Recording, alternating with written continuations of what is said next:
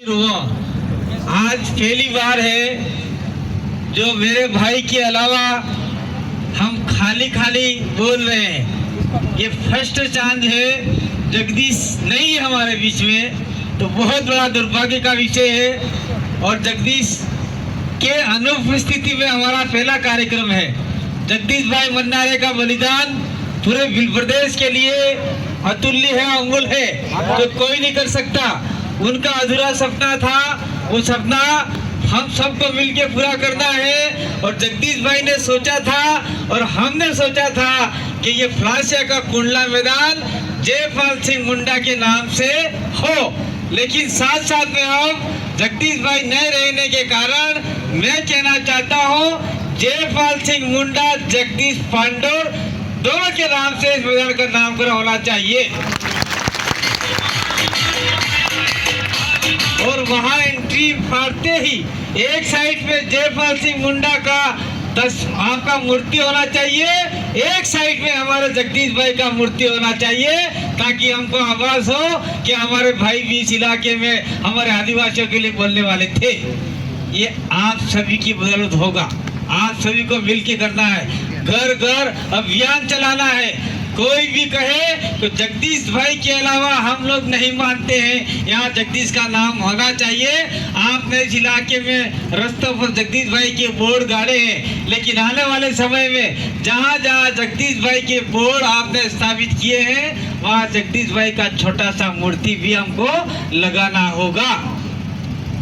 ये प्रतिभावान सम्मान समारोह का बहुत बढ़िया उदाहरण पेश हो सकता है, क्योंकि जितने भी लड़के यहाँ से सम्मान समारोह लेके जा रहे हैं, प्रतिभा सम्मान समारोह लेके जा रहे हैं, हम तो चाहते हैं कि आप लोग आगे बढ़ो, आप लोग पटवारी बनो, टीचर बनो, तहसीलदार बनो, कलेक्टर बनो, पुलिस बनो, एसपी बनो, आगे बढ़ो, हमारे समाज का नाम रोशन करो। लेकिन इस इलाके में आपके लिए सोचने वाले एक ही भाई थे, जगदीश भाई, जो हमारे बीच डूंगरपुर में आया करते थे।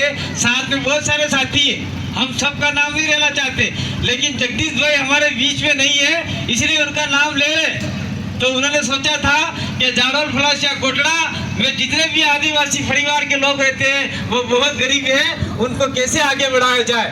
आपने देखा होगा जिस दिन हम लोग दिल्ली से आ रहे थे और जयपुर के थोड़ा सा आगे 30 किलोमीटर निकलने के बाद में हमारा गाड़ी का एक्सीडेंट हो गया और हम लोगों को जगदीश भाई तत्काल उठे। गाड़ी से एक्सीडेंट होने के बाद में उन्होंने उनके पिताजी के ऊपर या शायद किसी उनके भाई के ऊपर फोन किया कि आप प्रधान साहब को फोन करो।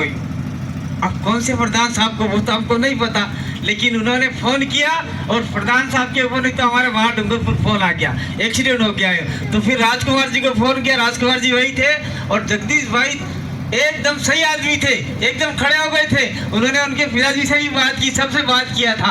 और मोहन भाई थे हमारे, उनके यहाँ चोट लगी थी, उनके तो 2-3 बोतल खून निकल गए थे। मणिलाल ग्रासिया की हड्डियाँ टूट गई थी। और कांति भाई मैं आपके सामने खड़ा हूँ, मैं तो बेहोश हो गया था, मर गया था, कान से, मुंह से, नाक से खून निकल गए थे।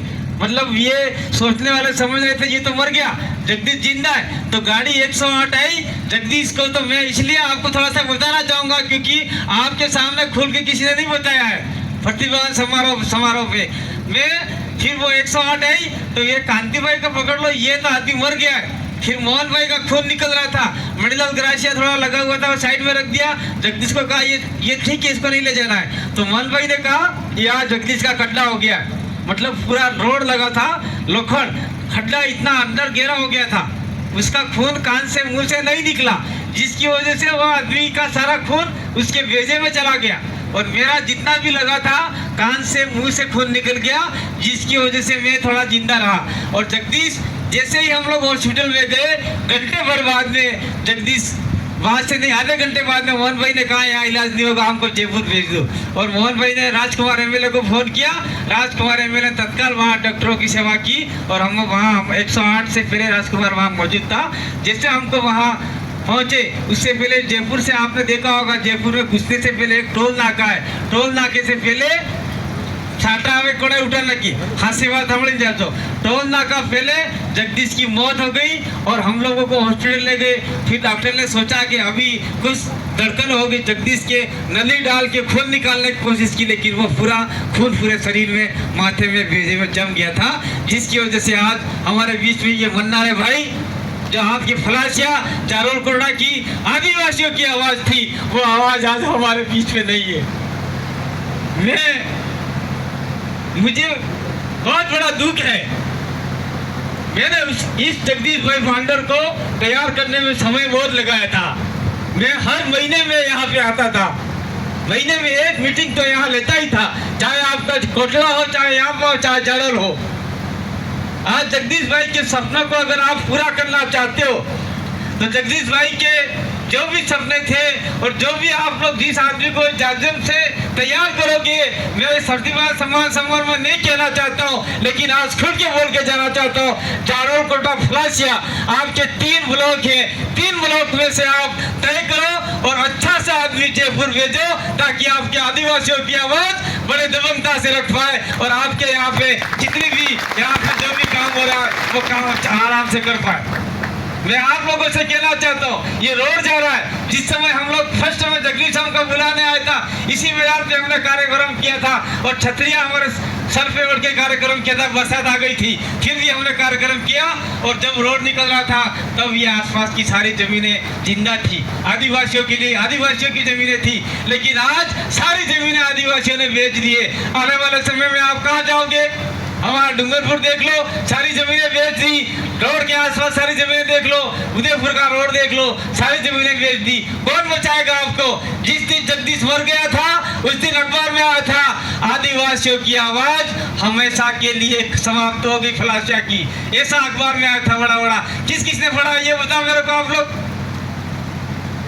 बहुत लोग नहीं जानते, बहुत लोग मोबाइल नहीं पढ़ते, बहुत लोग मंगरम रहे डोंगरम रहे, बहुत लोग नहीं जानते। लेकिन हमारे आदिवासियों के साथ में क्या शोषण अत्याचार हो रहा है, अन्याय हो रहा है, वो भी हम लोग नहीं जानते। मणिपुर में हमारी बहन बेटियों को नंगा घुमाया जा रहा है। मैं आपको शर्माने की जरूरत नहीं है, उसके गुप्तांग अटले जी अंग भाई अड़ा अंग में आंगड़े नाके लेकिन मनकन फेरवी रही जी आपड़े वाला मनकन है। तो हमड़ा वाला समय में यो सापड़े ये था इसे के हाल, ये इसका क्या गारंटी नहीं है? गारंटी है, गारंटी नहीं है, क्योंकि यहाँ के आप लोग जो जीता के जिन लोगों को बेचते हो वो लोग आपके आदिवासी के बारे में कभी नहीं बोलते। आज जो कोई आदमी बोला आज बोल दो। अभी बीच में रघुवीर मीणा कुछ बोलने गया, मानगढ़ के ऊपर सारे आदिवासी को इकट्ठा करके अशोक गहलोत ने ओबीसी को आरक्षण दिया कि ओबीसी को इतना आरक्षण देना चाहिए। तो रघुवीर मीणा ने कहा अरे आदिवासियों को इकट्ठा करके ओबीसी को के बारे में क्यों आरक्षण दिया?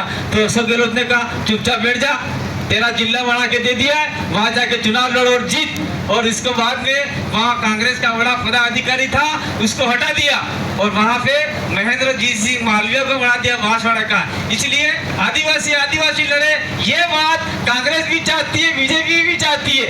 मैं पार्टी की बात नहीं करूंगा सम्मान समारोह में, लेकिन ये हमको सोचना होगा, नहीं तो आने वाला समय हमारा बहुत खराब आने वाला है। इसलिए मेरे भाइयों और बहनों, जगदीश भाई भांडर के जो उतरे सपने थे, उस सपने को आप लोगों को पूरा करना है और 2023 में अच्छा आदमी भेजना है, ताकि हमारे जितने भी अच्छे लड़के पढ़े हर ब्लॉक में, चाहे कुटरा में, चाहे फलासिया में, चाहे जाड़ल में है, ऐसे सम्मेलन हम लोग अधिकतम कर पाए और हमारे समाज के बच्चों को आगे तक पहुंच पाए। यही हमारा सपना है। इस बात को लेकर हम